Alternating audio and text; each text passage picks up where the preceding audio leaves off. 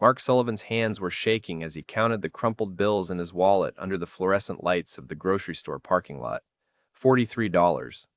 That was supposed to last him and Danny until Friday, and it was only Tuesday. He closed his eyes and tried to remember if he'd paid the electric bill last week, or if that was the water bill. Everything blurred together anymore.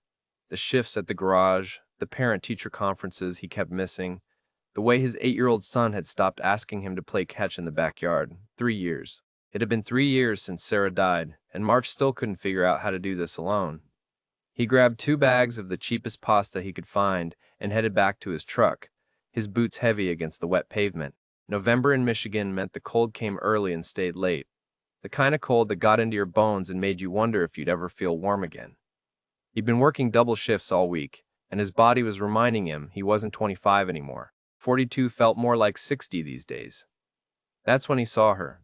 She was huddled in the alcove of the store's side entrance, the one they'd boarded up last spring.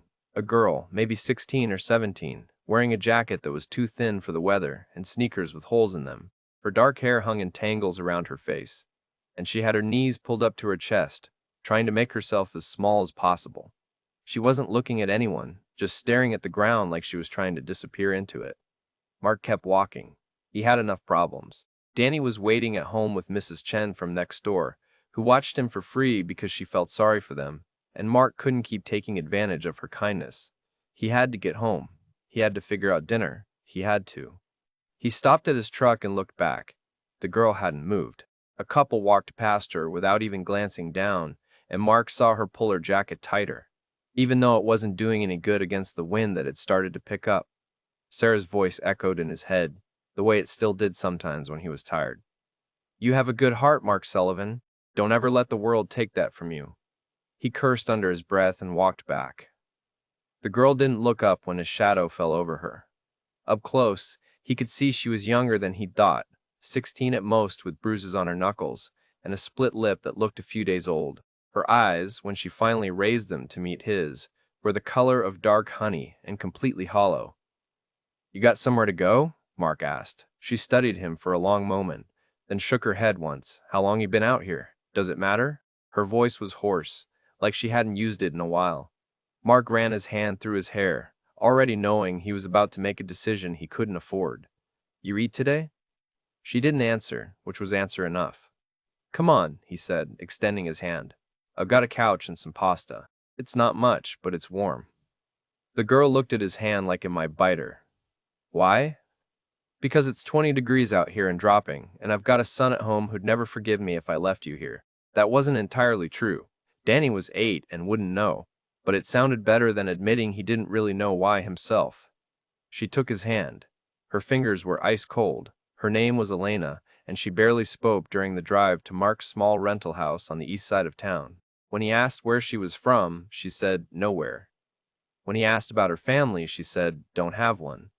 When he asked if she was in trouble, she finally looked at him and said, "Aren't we all?" Danny was already in his pajamas when they walked in, doing homework at the kitchen table with Mrs. Chen watching over him. The older woman took one look at Elena and then at Mark, and something in her expression softened. "I'll be going then," Mrs. Chen said, gathering her knitting. She squeezed Mark's arm on her way out and whispered, "You're a good man, Mark Sullivan." He wasn't so sure about that. Danny stared at Elena with the unfiltered curiosity only an 8-year-old could manage. "Who are you?" "Elena," she said quietly. "Are you staying for dinner?" Mark watched as something flickered across Elena's face. Surprise, maybe, or disbelief that anyone would want her to stay for anything. "If that's okay," she said. Danny grinned, the first real smile Mark had seen on his son's face in weeks. "Dad never cooks anything good." "Can you cook?" "Danny," Mark started, but Elena cut him off. "I can cook," she said. "If you have ingredients." Mark opened the nearly empty refrigerator, embarrassed by the sparse contents. Some eggs, a little milk, an onion that had seen better days.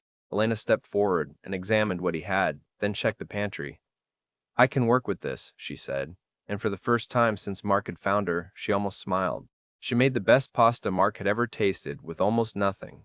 Just the eggs, some garlic, a little butter, and the cheap pasta he'd bought. Danny ate 2 helpings, chattering the whole time about school and his teacher and the model airplane he was building. Elena listened, really listened, asking questions and laughing at Danny's jokes. and Mark realized he hadn't heard laughter in this house in months. After dinner, Mark set Elena up on the couch with the only spare blanket he could find. It had been Sarah's favorite, the blue one with white stars that she'd curled up under during her worst days. He hadn't been able to bring himself to use it since she died, but something told him this was what she would have wanted. "It's just for tonight," Elena said, not looking at him. "I'll be gone in the morning." "Where will you go?" She shrugged. "Somewhere else." Mark sat down in the worn armchair across from her. His back was killing him from the double shift, and he had to be up in 6 hours to do it all over again. "What happened to you, Elena?" She was quiet for so long, he thought she wouldn't answer.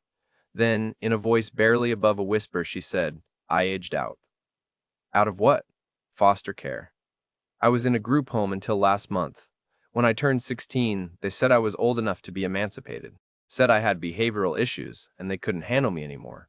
She laughed, but it was bitter. "I asked too many questions. Wanted to know why I kept getting moved around, why nobody wanted to keep me. Apparently that makes you difficult." Mark felt something twist in his chest. "So they just put you out on the street?" "Pretty much. I tried staying with a friend for a while, but her parents didn't want me there. I've been figuring it out since then." "How long is since then?" 3 weeks. 3 weeks in the cold. 3 weeks at 16 years old with nowhere to go and no one to care. Mark thought about Danny upstairs, safe and warm in his bed, and couldn't imagine a world where his son would end up like this. "You can stay," he heard himself say. "Not just tonight, until you figure something out." Elena's eyes went wide. "You don't even know me." "I know enough." He stood up, his knees creaking. "Bathroom's down the hall. Help yourself to whatever you need. We'll figure out the rest tomorrow." He was halfway up the stairs when she called out, "Why are you doing this?" Mark turned back. In the dim light from the kitchen, Elena looked even younger than 16, just a scared kid who'd been let down by every adult who was supposed to protect her. "Because somebody should," he said simply. That night, Mark lay awake in bed, staring at the ceiling and wondering what the hell he'd just done. He could barely take care of Danny and himself. The rent was already 2 weeks late. He'd maxed out his credit card on Danny's school supplies, and his truck was making a noise that meant expensive repairs he couldn't afford. How was he supposed to take care of another person? But when he finally drifted off, he slept better than he had in months. The next morning, Mark woke to the smell of coffee and eggs. He stumbled downstairs to find Elena had already gotten Danny dressed and fed, packed his lunch, and made breakfast for all three of them. The kitchen was cleaner than it had been in weeks. "You didn't have to do all this," Mark said. Elena shrugged, not meeting his eyes. "I wanted to help. You know, since you're letting me stay." "Just for a few days," Danny added through a mouthful of eggs. "Right, Dad? That's what you said?"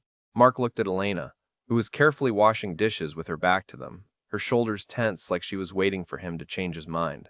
"We'll see," he said. Days turned into a week. Elena slept on the couch, woke before everyone else, and had breakfast ready before Mark's alarm even went off. She walked Danny to school, something Mark never had time to do, and picked him up in the afternoon. She cooked dinners that actually tasted like meals instead of the frozen pizzas and canned soup Mark usually managed. She never asked for anything, never complained, and seemed genuinely shocked every time Mark came home, and she was still welcome. On the 8th day, Mark came home to find her helping Danny with his math homework at the kitchen table. They were laughing about something, and Danny's face was lit up in a way Mark hadn't seen since before Sarah got sick. His son looked happy. Actually happy. That night, after Danny went to bed, Mark sat down with Elena. "I need to be honest with you," he said. "I can't legally take you in without becoming a foster parent, and that's a whole process I don't even know if I qualify for, but I also can't send you back out there. So here's what I'm thinking. You stay, you help out around here like you've been doing, and we just figure it out as we go." Elena's eyes filled with tears, the first real emotion he'd seen from her. "You mean it?" "I mean it. But Elena, I don't have much to give. Money's tight, really tight. I can't promise you anything fancy." "I don't need fancy," she said quickly. "I just need this, a place that feels like home." Mark nodded, something loosening in his chest. "Then let's make it work. If you're feeling this story so far, please hit that like button and subscribe for more stories that touch the heart." 2 months passed, and Elena became part of their small family. She enrolled in the local high school, and Mark used the last of his savings, the money he'd been setting aside for Danny's future, the account Sarah had made him promise to protect, to buy Elena winter clothes and a backpack and the books she needed. It hurt to watch that number drop to zero, But seeing Elena walk out the door for her first day of school with her head held high hurt a little less. His boss at the garage wasn't as understanding.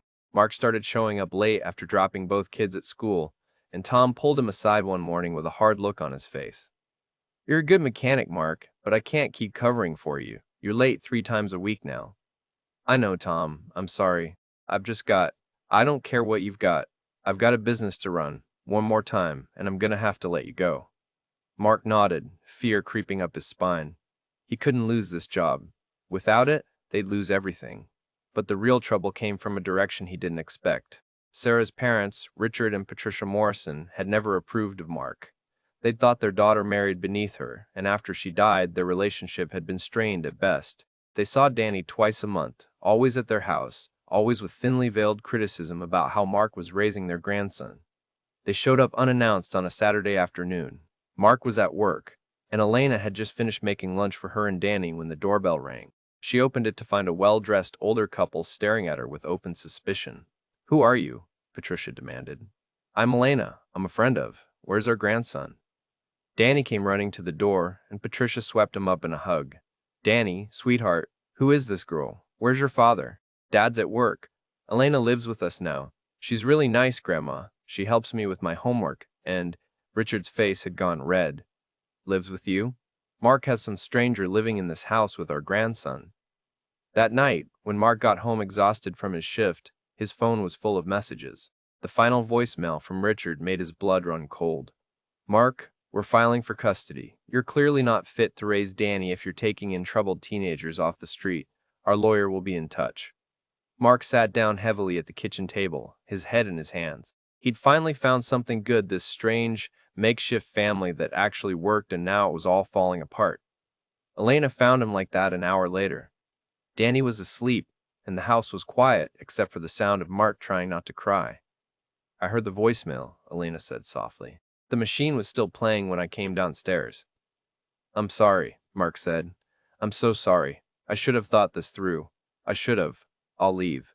Her voice was steady, but Mark could hear the pain underneath it. "Tonight, I'll pack my stuff and go. I don't want Danny to lose you because of me." "No." Mark looked up at her and his voice was fierce. "No, you're not going anywhere. But they're going to take Danny. Then we'll fight them. We'll figure it out. But Elena, I need you to understand something." He stood up, walking over to where she stood, frozen in the doorway. "When I found you outside that store, I thought I was helping you. But the truth is, you saved us. This house was so empty I couldn't breathe. Danny was disappearing into himself, and I was just going through the motions, waiting for each day to end. You brought light back. You brought life back. I need you as much as you need us, maybe more." Elena's composure finally broke. She sank into a chair and put her face in her hands, her shoulders shaking. "I've never had anyone fight for me before." "Well, now you do." Mark put a hand on her shoulder. "We're a family, Elena. Strange and broken and barely holding it together, but we're a family. And I don't give up on family." They sat together in the quiet kitchen, two people trying to hold on to something good in a world that kept trying to take it away. The eviction notice came in the mail 3 days later. Mark had missed too many rent payments, and the landlord had run out of patience. They had 30 days to get out. Elena found Mark sitting on the front porch that night, the notice crumpled in his fist. She sat down beside him without saying anything, and for a long time they just watched the streetlights flicker on as darkness fell. "I'm going to fix this," Mark finally said. "I don't know how yet, but I'm going to fix it." Elena leaned her head against his shoulder, something she'd never done before. "We'll fix it," she said quietly, "together." And sitting there in the cold, with everything falling apart around them, Mark realized that maybe Sarah had been right after all. Maybe he did have a good heart. And maybe, just maybe, that was going to be enough. 7 years changed everything and nothing at all. Mark stood in the garage bathroom, gripping the edge of the sink and waiting for the dizziness to pass. His reflection looked back at him, gray hair where there used to be brown, deep lines around his eyes, a pallor to his skin that hadn't been there before. 49 felt like 70 these days. The chest pains had started 6 months ago, just a tightness that he'd convinced himself was stress. Then came the shortness of breath, the trembling in his hands that made it hard to hold his tools steady, the way his vision would blur and tilt if he stood up too fast. He splashed cold water on his face and took a breath. Just get through the shift. Just get through today. Tom knocked on the door. You all right in there, Mark? Yeah, I'm good. Be right out. He wasn't good. He hadn't been good in a long time. But there were bills to pay, and Danny needed new shoes, and Elena's last semester of nursing school wasn't going to pay for itself. Elena, 23 years old now, and sometimes Mark had to remind himself that she wasn't actually his daughter, even though that's exactly what she felt like. She graduated top of her class from nursing school 2 months ago, passed her boards on the first try, and just started her first real job at Mercy General Hospital. Mark had cried during her graduation ceremony, tears streaming down his face while Danny whooped and hollered beside him. Sarah's parents had even showed up. Their lawsuit dropped years ago after they'd seen how well Danny was thriving. Richard had shaken Mark's hand that day and said, "You did good, son. Better than we gave you credit for." They'd survived. Against every odd, they'd survived. They'd lost the rental house, but found a smaller apartment. Mark had worked himself to the bone, taking every overtime shift he could get. Elena had worked part-time through high school and college, contributing what she could, but Mark had refused to let her pay for her own education. "You focus on school," he told her. "That's your job. Let me worry about the money." And he had worried. God, he had worried. The savings account Sarah had made him promise to protect was long gone. His credit cards were maxed out. He had debt he'd probably never pay off. But Elena was a nurse now. Danny was 15 and thriving, talking about college like it was actually possible. They had made it. Mark just had to hold on a little longer. The chest pain hit him halfway through rotating a tire. Sharp and sudden, like someone had shoved a knife between his ribs. He gasped and stumbled backward, catching himself on the workbench. The wrench clattered to the floor. Tom was there in seconds. "Mark? Jesus, Mark, sit down." "I'm fine," Mark managed, but his voice sounded far away. "You're not fine. You look like you're about to pass out. How long has this been going on?"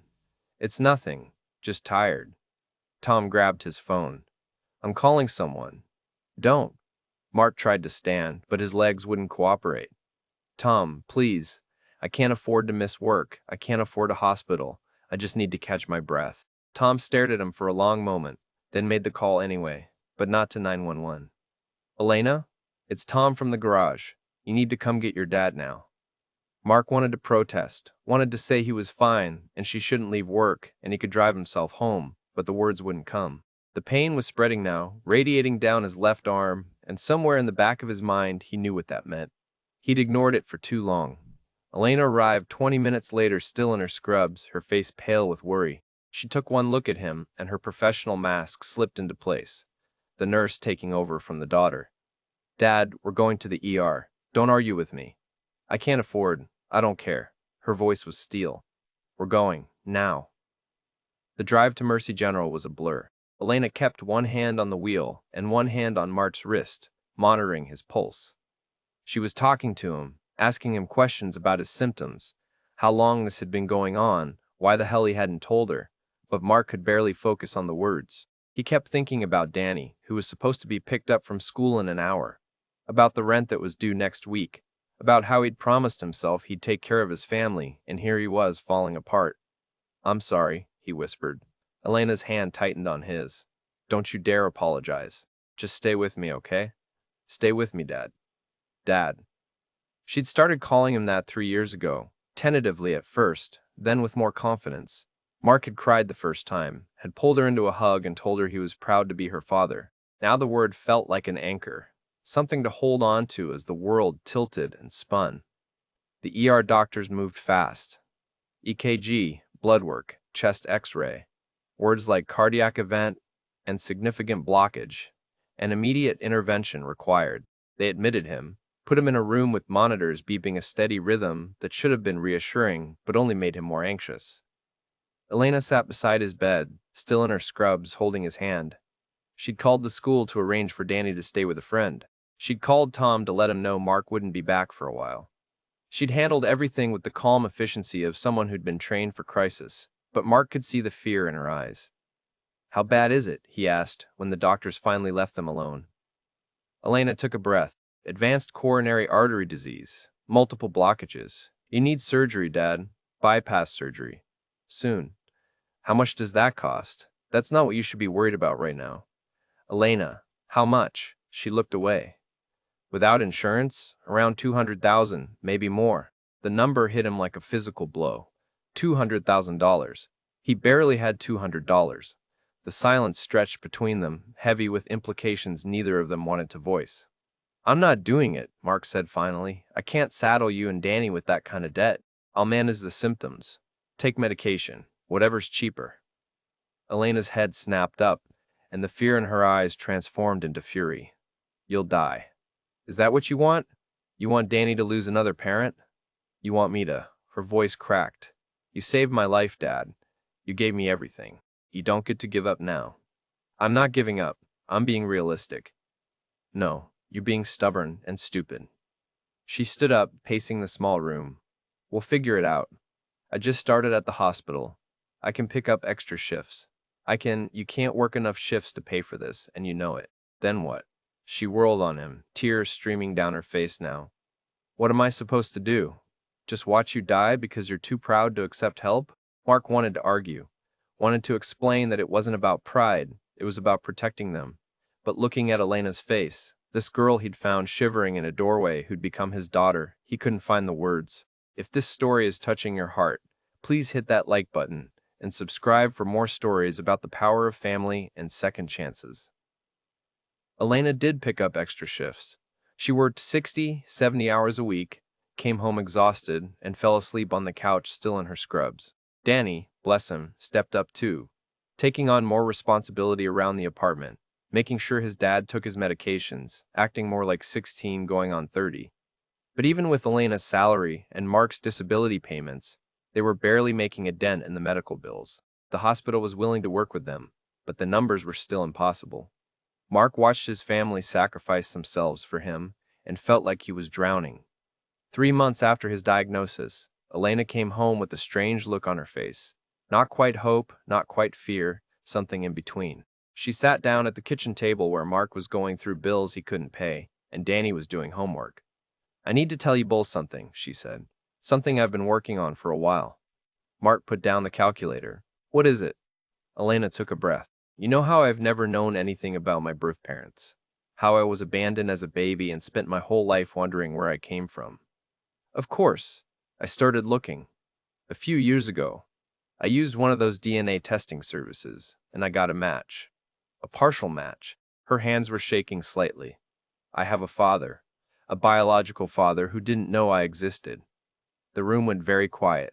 Danny looked up from his homework, eyes wide. His name is Robert Chen. He's a businessman in Chicago. My mother, his girlfriend at the time, apparently hid the pregnancy from him. Got scared, left town, and gave me up for adoption without ever telling him. He had no idea he had a daughter until I contacted him 2 months ago. 2 months? Mark's chest tightened. Why didn't you tell us? Because I didn't know what I was doing. I didn't know if he'd even respond. I didn't know what I wanted from him.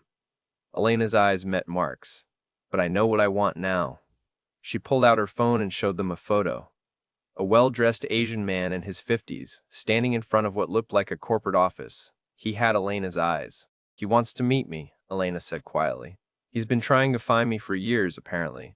Hired private investigators after my mother finally told him the truth before she died. He never stopped looking. Are you going to see him? Danny asked. Elena nodded. I already did. Last week. I drove to Chicago on my day off. Mark felt something twist in his chest that had nothing to do with his heart condition. This was it then. This was where Elena found her real family and realized what she'd been missing. This was where she left them behind for the life she should have had all along. He wants to be part of my life, Elena continued. He offered me money. A lot of money. Said he wanted to make up for lost time, that he had 17 years of missed birthdays and Christmases to catch up on. She paused. I told him I didn't want his money for me, but I told him about you, Dad, about everything you did, about how you found me and took me in when you had nothing to give, about how you worked yourself into the ground to put me through school, about how you're dying now because you spent every penny you had on Danny and me instead of on yourself. Mark's throat felt tight. Elena, he cried, Dad, this man I just met, this stranger who's technically my father, he sat in that coffee shop and cried. He said you were the father he wished he'd been, and he said he wanted to help. She pulled an envelope from her purse and placed it on the table. Mark stared at it like it might explode. He's paying for your surgery, all of it. Every single dollar. He already called the hospital and made the arrangements. Your surgery is scheduled for next week." The words didn't make sense at first. Mark kept staring at the envelope, at Elena's face, trying to process what she was saying. "I can't accept that," he said finally. "I don't even know this man." "You don't have to know him. This is his choice," he said. Elena's voice wavered. He said any man who would take in a scared kid off the street and treat her like his own daughter deserves to live. He said it was the least he could do. Danny was crying now, quiet tears running down his face. Mark felt his own eyes burning. "There's something else," Elena said. "Robert wants to meet you. Both of you. He wants to know the family that raised his daughter. But he was very clear about something. He knows he's not my dad. He wants to get to know me, wants to be part of my life if I'll let him. But he understands that you're my father. You're the one who was there. Blood doesn't change that."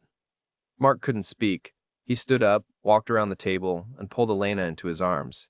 She was crying too now, her face pressed against his shoulder the way it had been that first night when she'd told him she'd never had anyone fight for her before. "Thank you," he whispered. "Thank you for not giving up on me." "You never gave up on me," Elena said. "How could I do anything less?" The surgery was scheduled for the following Tuesday. Robert Chen flew in from Chicago the day before, insisting on meeting Mark before the procedure. They met at a quiet restaurant downtown. Mark, Elena, Danny, and Robert. Robert was tall and distinguished, with silver streaking his dark hair and the kind of confident bearing that came from success. But when he shook Mark's hand, his grip was warm and his eyes were kind. "Mr. Sullivan," he said, "I can't thank you enough for agreeing to meet me." "I should be thanking you," Mark said. "What you're doing is the absolute minimum." Robert sat down, and Mark noticed his hands were shaking slightly. "Mr. Sullivan, I've spent the last 23 years building a business empire, making money, achieving success.